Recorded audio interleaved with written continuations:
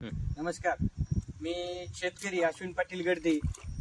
प्रशासन आणि शासनाला एक माझी अशी हात जोडून विनंती आहे.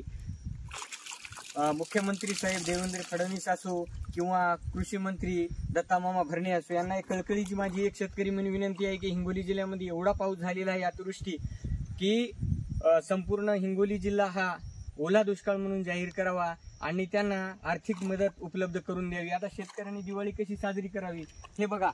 हे असं पाणी सगळं सोयाबीन खेळायला, हे सर्व सोयाबीन खराब झालं, कुजून गेलेलं आहे.